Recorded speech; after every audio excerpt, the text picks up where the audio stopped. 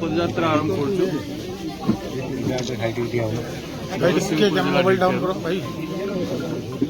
समग्र राज्य रे विस्थापित एवं प्रभावित लोक जो आंदोलन होबार कथा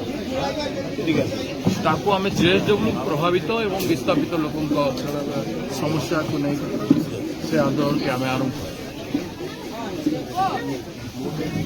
राज्य रे जेते खनिज संपद उत्तोलन जेते खनि उत्तोलन एवं जेते कल कारखाना सरकारी हो कि बेसरकारी प्राइवेट कंपनी हो कि सरकारी कंपनी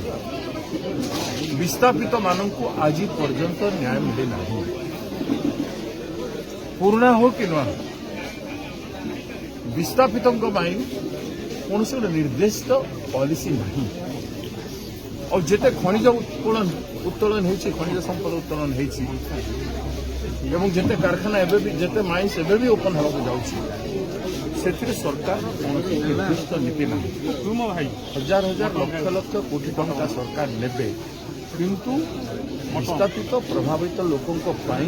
1% टंका भी नहीं जदि गोटे माइंस सरकार लक्षे कोटी टंका पाइब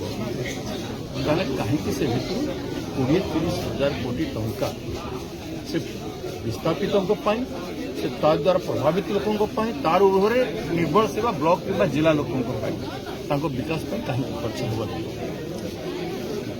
जो एरिया विकास होगा कथा से एरिया विकास कहते विकास विकास माने प्रत्येक खनि उत्तोलन होता साइड देखिए झोपड़ी माटी घर चाल घर देखिए एवं लोक गाँ छाड़ी पलैक अन्य जगह चाकरी कर देखिए चाकरी मिलबनी से माइंस भी मिलबनी कि से कारखाना भी मिलबनी से जेएसडब्ल्यू ठू आरंभ करा जिते अनुगुल हो कलिंगनगर हो लांजीगढ़ हो उत्कल आलमिना एरिया हो जिला एरिया हो कि सुंदरगढ़ हो कि संबलपुर हो कि ढेंकानाल हो विभिन्न जगह शिल्प होती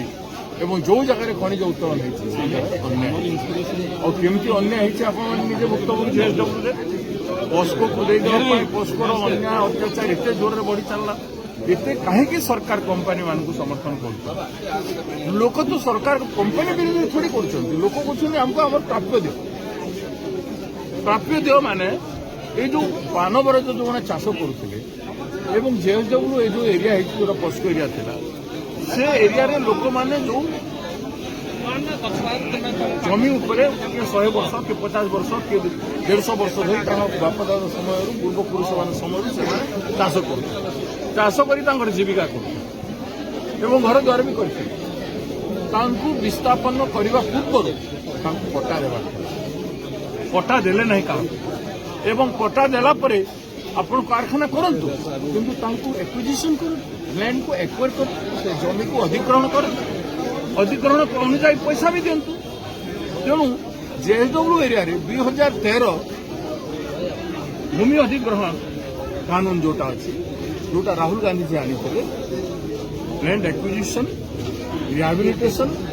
रिकन्स्ट्रक्शन जो योजना थिला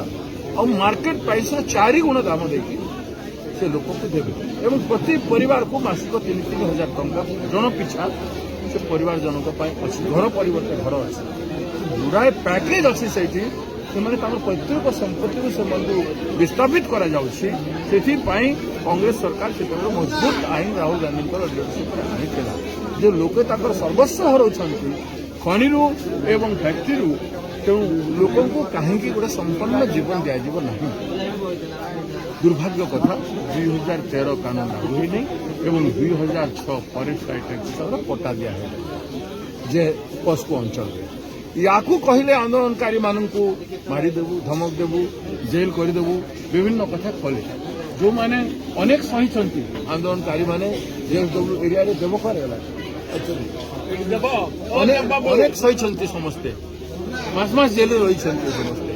आज से दिन नहीं तेणु लड़ार समय अहिंसात्मक आंदोलन पछे गांधी पथे ओडिशा को आम आगे नापी चाहूँ और ये यात्रा गांधी पथे चलुची ये कौन प्रकार हिंसा हेनी पदयात्रा मध्यम आम आम दाबी जनइबू अनशन धर्मघट आज सरकार जिते नारा